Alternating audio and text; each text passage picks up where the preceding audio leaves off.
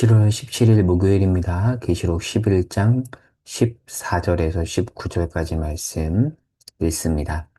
둘째 화는 지나갔으나 보라 셋째 화가 속히 이르는도다. 일곱째 천사가 나팔을 불매 하늘에 큰 음성들이 나서 이르되 세상 나라가 우리 주와 그의 그리스도의 나라가 되어 그가 세세토록 왕노릇 하시리로다 하니 하나님 앞에서 자기 보좌에 앉아있던 24장로가 엎드려 얼굴을 땅에 대고 하나님께 경배하여 이르되 감사옵나니 옛적에도 계셨고 지금도 계신 주 하나님 곧 전능하시니요 친히 큰 권능을 잡으시고 왕노릇 하시로다. 이방들이 분노함에 주의 진노가 내려 죽은 자를 심판하시며 종 선지자들과 성도들과 또 작은 자든지 큰 자든지 주의 이름을 경외하는 자들에게 상 주시며 또 땅을 망하게 하는 자들을 멸망시키실 때로소이다 하더라. 이에 하늘에 있는 하나님의 성전이 열리니 성전 안에 하나님의 언약궤가 보이며 또 번개와 음성들과 우레와 지진과 큰 우박이 있더라. 아멘. 큰 그림을 그리고 오늘 본문을 들어가 보도록 하겠습니다. 그동안 여러 번 살펴봤죠? 익숙해질 것 같습니다. 계시록 6장에서 16장까지는 일곱 인, 일곱 나팔, 일곱 대접 심판이 진행이 돼요. 근데 강도가 인, 나, 대로 갈수록 점점 세진다라고 했죠. 자, 오늘 본문은 어디 있냐면 일곱 나팔 심판 중에 일곱 번째 나팔 심판이에요. 오늘 본문이 그렇습니다. 9장 13절에서 21절에서 여섯 번째 나팔 심판이 있었죠. 그리고 오늘 본문 11장 14절에서 19절에 일곱 번째 나팔 심판이 나와요. 그 사이에 우리가 이틀 동안 살펴봤던 두 개의 막간이 있었죠. 작은 두루마리 막간, 두 층인 막간이 있었습니다. 자, 오늘 본문의 일곱 번째 나팔 전에 어떤 일이 있었죠? 하나님의 진노 중에도 악인들에게 기회를 주었죠. 하지만 악인들은 회개하지 않았습니다.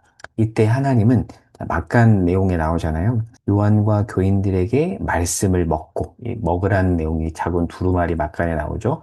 먹고 소화하여 그 말씀을 전하라고 했고요. 그리고 이어서 두 번째 막간에 나오는 두 증인, 이 증인을 통해서 어떤 권면을 했냐면 너희들 그럼에도 불구하고 증인의 사역을 감당해라라고 교회에게 말씀을 하셨어요. 그리고 등장하는 것이 일곱 번째 나팔 심판입니다. 자, 이 흐름을 따라오셔야 돼요. 여섯 번째 나팔 심판과 일곱 번째 나팔 심판 사이에 두 막간이 있었고, 이제 오늘 본문 일곱 번째 나팔 심판이 나옵니다. 자, 그러면 본문을 들어가 볼게요. 14절에 보면, 둘째 화는 지나갔고, 셋째 화가 속히 온다고 하죠. 첫 번째 화는 그럼 어디 있을까요? 첫 번째 화는 다섯 번째 나팔이에요. 제가 왜 이렇게 말하냐면 8장 13절에 보면 화라는 표현이 나오거든요. 그게 바로 첫 번째 화입니다. 자, 그리고 두 번째 화는 여기 제가 적어놨죠? 여섯 번째 나팔입니다. 9장 12절에 보면 첫째 화가 지나갔다라고 하거든요. 그러니까 이렇게 연결해서 이해해야 아, 그래서 화라고 하는구나라는 걸 알 수 있거든요. 자, 그리고 이제 셋째 화. 셋째 화는 뭘까요? 일곱 번째 나팔입니다. 셋째 화가 불 것인데 아마 요 화는 더 큰 심판이 올 거라고 생각을 했을 거예요. 왜냐하면 나팔은 심판이거든요. 심판 전에 나팔로 경고를 하는 거잖아요. 자, 그런데 15절에 보면 일곱 번째 나팔이 불자 어떤 일이 벌어지죠? 하나님의 나라가 도래하고 하나님의 통치가 완성이 됩니다. 자, 여긴 적어놓지 않았지만 18절에 보면 심판과 구원을 이야기해요. 그러니까 그동안 진행된 심판과 구원을 통해서 하나님의 나라가 완성되었다라는 거예요. 자, 그리고 19절에 보면 하늘의 성전이 열리거든요. 일곱 번째 나팔 시작 전에는 성전에서 보이지 않았던 이 언약궤가 등장을 하고요. 그리고 심판과 관련된 번개나 우레 같은 그런 것들도 보입니다. 자, 앞 내용, 앞에 막한 내용과 연결을 해볼 거예요. 어제 말씀 상기해 보시기 바랍니다. 11장 1절에서 13절에 보면 두 증인이 복음을 전했죠. 그들은 핍박기에 복음과 심판의 메시지를 전했습니다. 그런데 그들 중에 순교한 자들이 있었죠. 그런데 결국 이들의 이러한 헌신을 통해서 오늘 본문, 하나님의 나라가 완성된 것이다. 그러니까 핍박기 가운데, 심판이 진행되는 가운데 헌신했던 두 증인의 사역의 열매로 하나님의 나라가 도래했다. 그게 바로 일곱 번째 나팔이 보여주는 겁니다. 그러니까 일곱 번째 나팔은 심판이라고 생각했는데, 물론 심판이기도 하죠. 악인에게는 하나님의 나라 완성이 심판이거든요. 근데 우리에게는 그 심판은 구원이죠. 그 일곱 번째 나팔, 하나님 나라의 도래는 두 증인 사역의 열매입니다.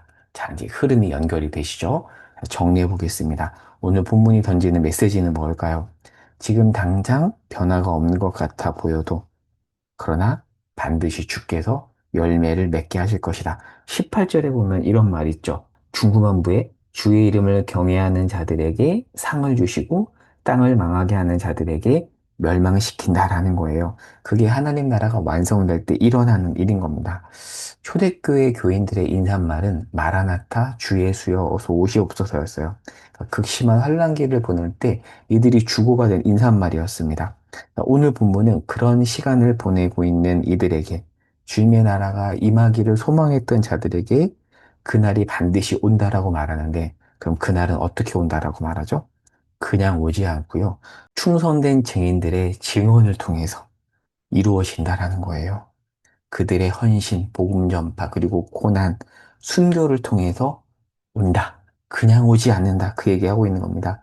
여러분, 반드시 주님의 나라는 임하고 완성될 것입니다. 그러나 두 증인의 충성된 사역과 핍박과 순교 없이는 임하지 않습니다. 그런데 우리는 핍박과 순교 없이 영광이 임하기를 바라죠. 혹시나 여러분 중에 그런 분 없으신가요?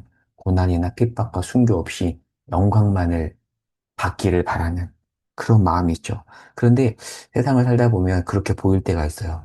고난 없이, 순교 없이 영광을 곧바로 받는 것처럼 보이는 사람들을 봅니다. 그러나 그 영광은 진짜 영광이 아닙니다. 영광은, 주님의 영광은 고난과 핍박, 충성 뒤에 임합니다. 예수님이 보여주시잖아요. 그리고 제자들이 보여주죠. 그들이 당하는 고난과 핍박과 순교 뒤에 하나님 나라의 영광이 임합니다. 오늘 말씀이 우리에게 그 내용을 전해주고 있는 것입니다. 그 영광 맛보지 않으시겠습니까? 고난과 순교와 충성 뒤에 오는 참 영광을 맛보는 자리에 저와 여러분이 동참할 수 있기를 소망합니다. 기도하겠습니다. 하나님, 고난 없는 영광은 없습니다. 고난이 끝이 아닙니다. 고난이 반드시 영광에 임할 것입니다. 그 영광을 바라보며 오늘도 때로는 이해할 수 없는 일이 있고 속상할 일이 있을지라도 묵묵히 증인의 사역 감당케 하여 주시옵소서. 오늘도 그 길을 걷겠습니다. 마라나타 주 예수여 어서 오시옵소서. 예수님의 이름으로 기도합니다. 아멘.